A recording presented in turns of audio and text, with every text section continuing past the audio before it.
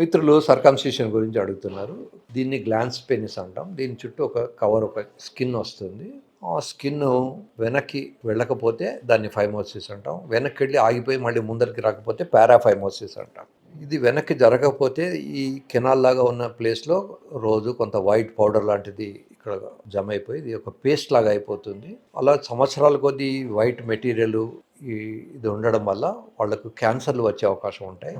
కనుక ప్రతి వ్యక్తి కూడా స్నానం చేసినప్పుడు ఇలా చర్మాన్ని వెనక్కి అనుకొని చేసుకోవాలి. కొన్ని రిలీజియన్స్లో వాళ్ళు చిన్నప్పుడే చేయిస్తారు. ఎందుకంటే ఆ రిలీజియన్ స్టార్ట్ అయిన కొత్తలో అక్కడ వర్షాలు, తర్వాత నదులు అవి ఉండేవి కాదు.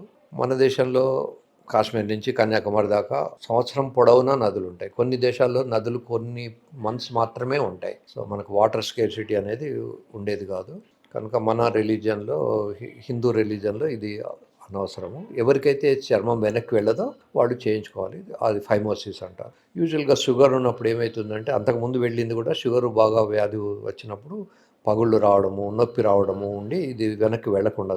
సో అప్పుడు కూడా సర్జరీ చేసుకోవాలి. ఈ సర్కంసిషన్ 2-3 రకాలుగా చేస్తాము. ఇది స్టాప్లరు.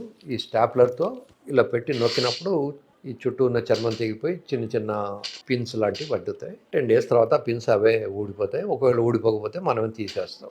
ఈ స్టాప్లర్కు 6-7 వేలు ఖర్చు అవుతుంది. యూజువల్గా ఈ స్టాప్లర్ వాడినా అవసరం అనుకుంటే 1-2 కుట్లు ఎక్కడైనా అవసరమైనప్పుడు వేసుకోవాల్సి వస్తుంది. సో స్టాప్లర్ వాడామా, కుట్లు వేసామా అనేది పెద్ద ఇమ్మెటీరియల్. ఇక్కడ ఫ్రెన్యులర్ ఆర్టరీ అని ఈ చర్మం మడతలో ఒక ఆర్టరీ ఉంటుంది. పొరపాటున అది కనుక కట్ అయితే బాగా రక్తస్రావం జరిగి డెత్స్ కూడా అవుతాయి. క్వాక్స్ దగ్గరికి వెళ్ళకండి, డాక్టర్స్ దగ్గరికే వెళ్ళండి. డాక్టర్స్ మీకు మత్తు ఇస్తారు. మత్తు కూడా జస్ట్ దీని చుట్టూ ఇచ్చేస్తే దీనికి మత్తు వస్తుంది. మత్తు వచ్చిన తర్వాత దీన్ని ఇక్కడికి కట్ చేస్తారు. ఈ కట్ చేసేట్లో కూడా ఒక చిన్న టెక్నిక్ ఉంటుంది. సాధ్యమైనంత వరకు స్కిన్ ఎక్కువ ఉంచాలి. లోపలి వైపు ఉన్నదాన్ని మ్యూకస్ మెంబ్రేన్ అంటాం. మ్యూకస్ మెంబ్రేన్ ఎక్కువ కట్ చేయాలి, స్కిన్ తక్కువ కట్ చేయాలి. అప్పుడు దీన్ని ఇలా అనగానే వెనక్కి వెళ్ళి క్లీనింగ్ చేసుకునే అవకాశాలు ఉంటాయి. ఒక్కోసారి ఈ సర్కంసిషన్ చేయడానికి వీలు లేని పరిస్థితి ఉండి పెద్ద మనుషులు అట్లా వస్తారు. వాళ్ళకు మనం మూత్రంలో పైపు వేద్దామని మనకి ఇది కనబడకుండా ఉంటుంది. అటువంటప్పుడు డార్సల్ స్లిట్ అంటాం. పైన కొద్ది భాగం మాత్రం కట్ చేసి వెనక్కి అనేసి దీన్ని క్లీన్ చేసుకోవడానికి వీలుగా చేస్తాం. సో ఇవన్నీ డిఫరెంట్ మెథడ్స్. అవి ఏ పర్టికులర్ పేషెంట్కు ఎలా చేస్తే బాగుంటుంది అనేది మీ డాక్టర్ గారు మిమ్మల్ని చూసినప్పుడు డిసైడ్ చేస్తారు. దీనివల్ల కొన్ని లాభాలు, కొన్ని నష్టాలు ఉన్నాయి. నష్టాలు ఏమిటి అంటే, దీనికి కవర్ లేకపోవడం వల్ల ఇది మొద్దువారిపోతుంది. ఇప్పుడు మనం ఎప్పుడైనా టెంపరేచర్ చూడాలనుకున్నప్పుడు ఈ అరచేత్తో ఇలా చూడం, ఇటువైపు పెట్టి చూస్తాం. ఎందుకంటే ఇది more sensitive than this area. ఇది రోజు మనం ఎన్నో పుస్తకాలు పట్టుకుంటాం, పెన్ను పట్టుకుంటాం, ఫుడ్ ప్లేట్ పట్టుకుంటాం, గ్లాస్ పట్టుకుంటాం. కనుక దీనికి అంత సెన్సేషన్ ఉండదు. ఇటువైపు పట్టుకోవడానికి ఏమి ఉండదు. కనుక టెంపరేచర్ సెన్సేషన్ దీంతో చూడడం ఈజీ, ఇటువైపు నుంచి చూడడం కొంచెం కష్టం. అలాగే ఈ గ్లాన్స్ పెనిస్కు కవర్ లేకపోయేసరికి ఇది రోజు డ్రాయర్కు తగిలి దీని సెన్సేషన్స్ లాస్ అయిపోయి దీని నుంచి రావాల్సిన ప్రెషర్ ఉండదు. ఒకప్పుడు ఏమనుకునేవాళ్ళు అంటే, ఇలా ఉండడం వల్ల ప్రిమెచ్యూర్ ఇజాకులేషన్, తొందరగా నీరు కాకుండా ఉంటుంది అని అనుకునేవాళ్ళు. తర్వాత దీనికి సంబంధం లేదని తెలిసింది.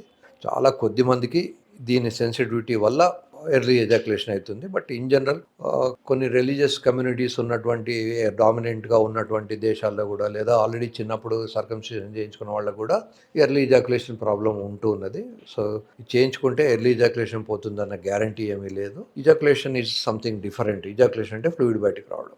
దానికి డిఫరెంట్ టెక్నాలజీ ఉంది, దానికి డిఫరెంట్ నర్వ్ సిస్టమ్ ఉంది. ఇది చాలా తక్కువ కాంట్రిబ్యూట్ చేస్తుంది సర్కంసిషన్ చేయడం వల్ల ఈ గ్లాన్స్ మొద్దువారిపోయి వచ్చే సెన్సేషన్స్ తగ్గిపోవడం. సో దానికి నిజానికి ప్రిమిచ్యూర్ ఇజాకులేషన్ ఉన్న వాళ్ళకు డార్సల్ న్యూరెక్టమీ అని ఇక్కడ ఒక నర్వ్ ఉంటుంది, దాన్ని కట్ చేయాల్సి వస్తుంది. లేదా మంచి మందులు ఉన్నాయి. ఈ మందులు ఏమిటి అంటే, డపాక్సిటిన్ అనే ఒక మందు ఉంది. దాంతో కూడా మనకు ప్రిమెచ్యూర్ ఇజాకులేషన్ లేకుండా కొంచెం లేట్గా వస్తుంటుంది. పారాక్సిటిన్ అనే ఇంకో మందు ఉంది. అవి ఏమో రోజు వేసుకోవాలి. ఈ డపాక్సిటిన్ ఏ రోజు అవసరమైతే అదే రోజు 1 గంట ముందు వేసుకోవాలి. సో డిఫరెంట్ ఫార్మకాలజీ ఉంది. ఫార్మకాలజీలో ఫెయిల్ అయినప్పుడు కొంతమందికి పుట్టుక నుంచే ప్రిమెచ్యూర్ ఇజాకులేషన్ ఉంటుంది, ఎర్లీ ఇజాకులేషన్. వాడి లైఫ్లో వాడు 1 నిమిషం కూడా ఎప్పుడు మెయింటైన్ చేసి ఉండడు. వాళ్ళకి మందులు ఇచ్చినా తగ్గకపోతే మేము ఈ ఇంప్లాంట్ సర్జరీ చేసి పెడతాం. యూజువల్గా ఇజాకులేట్ కాగానే ఇది మెత్తబడిపోతుంటుంది. మెత్తబడితే లోపలికి వెళ్ళదు, ఇట్లా మట్టుకుపోతుంది. సో మనం ఈ రాడు దీంట్లో పెట్టి కుట్లేస్తాం. చెవిలో దూది పెట్టినప్పుడు దూది వెళ్ళకపోతే పుల్లకు దొరుకుతాం. అలాగే ఈ రాడ్ ఎఫెక్ట్ వల్ల ఇది హార్డ్ అవుతుంది. ఈ హార్డ్నెస్ ఎంత ఉంటుందంటే, అవసరం అనుకుంటే 500 గ్రాముల బరువును ఈజీగా మోయగలిగేంత శక్తి ఉంటుంది. ఇట్లాంటి రాడ్స్ 2 పెడతాం. ఈ రాడ్ లోపల స్టీలు ఉంటుంది కనుక ఆ స్టీలు బలానికి ఇది గట్టిగా ఉండి లోపలికి వెళ్ళిపోతూ ఉంటుంది. సో ఇజాకులేట్ అయిన తర్వాత కూడా ఇది హార్డ్గానే అట్లాగే ఉంటుంది. సో ప్రిమచ్యూర్ ఇజాకులేషన్ మందులతో తగ్గని వాళ్లకు లేదా ఎర్లీ ఇజాకులేషన్ మందులతో తగ్గని వాళ్లకు ఇంప్లాంట్ సర్జరీ వల్ల చాలా లాభం ఉంటుంది. వాడు నీరు గారినా ఇది ఇంకా తర్వాత కూడా 15 నిమిషాలు, అరగంట, గంట వాడికి ఇష్టం ఉన్నంతసేపు, అమ్మాయి ఓపుకున్నంతసేపు ఇది వెజనాలో ఉండేందుకు అవకాశం ఉంటుంది. కనుక సర్జరీ అనేది ఎప్పుడైనా లాస్ట్ రిజార్ట్. ఫస్ట్ మందులు పెట్టుకొని చూడాలి. జనరల్గా అయితే రన్నింగ్ ఎక్సర్సైజ్ చేయడము, తర్వాత పెల్విక్ ఎక్సర్సైజెస్ చేయడము, ఇవన్నీ కూడా చేసుకోవాలి. ఇవన్నీ ఫెయిల్ అయినప్పుడు మాత్రమే సర్జరీకి ఆప్ట్ చేసుకోవాలి. సర్కంసిషన్కు సుఖానికి ఏమైనా రిలేషన్ ఉందా అని మిత్రులు అడుగుతున్నారు. సర్కంసిషన్కు సుఖానికి సంబంధం లేదు. సుఖము మానసిక తృప్తి, ఆర్గాజం అంటారు, అది మెదట్లో ఉంటుంది. కాకపోతే సర్కంసిషన్ చేయించుకుంటే పిల్లలు తెల్లగా పుడతారు అట్లా ఏంటి ఏం లేదు.